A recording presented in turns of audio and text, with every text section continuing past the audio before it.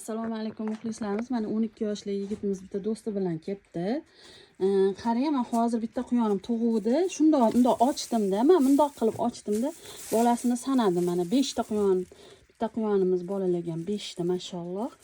Sen nima savol berding menga hozir? Biz quyonlarimizni mana shu ushiymiz, bolalarini qaramaydi, yeb qo'yadi yoki qaramay qo'yadi, emizmaydi.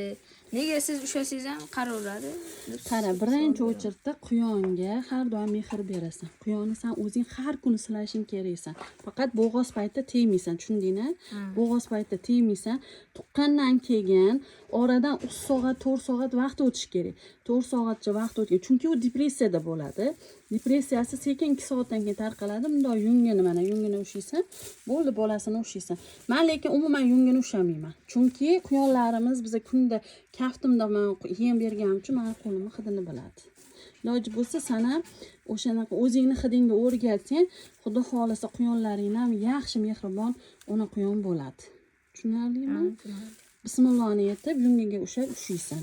Faqat tuqqandan keyin 3-4 soatdan keyin silas yeb qo'ymagin, xo'p? Bo'ldi. Mana sizlarga ham bitta nima, tushunmaganlarga tushuncha.